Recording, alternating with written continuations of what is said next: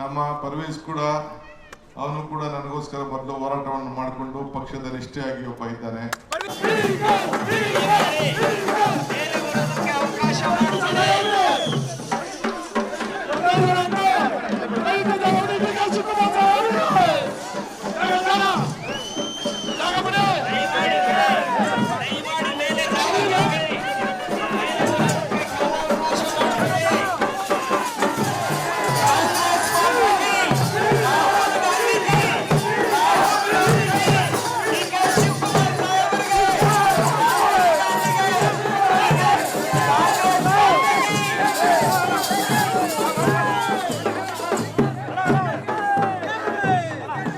ನಮಸ್ಕಾರ.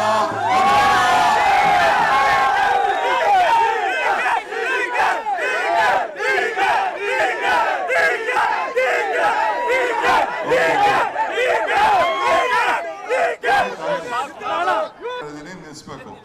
ಎಲ್ಲ ನನ್ನ ತಾಯಂದಿರಿಗೆ, ಯುವಕರಿಗೆ, ಪರ್ವೇಶ್ ಅವರಿಗೆ, ಎಲ್ಲ ಮುಖಂಡಗಳಿಗೆ ನಮಸ್ಕಾರಗಳು. ಇವತ್ತು ನಾನು ನಮ್ಮ ಕನಕಪುರ ರೋಡ್ನಲ್ಲಿ ಮೊದಲನೇ ಗ್ರಾಮಕ್ಕೆ ಭೇಟಿ ಕೊಡ್ತಾ ಇದ್ದೀನಿ.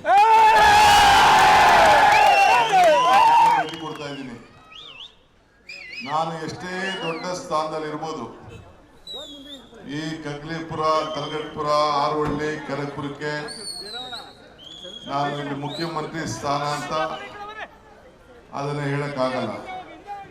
ನಿಮ್ಮ ಮನೆ ಮಗ, ನೀವೆಲ್ಲ ಸೇರಿ ಬೆಳೆಸಿದ್ದೀರಿ, ಸಾಕಿದ್ದೀರಿ.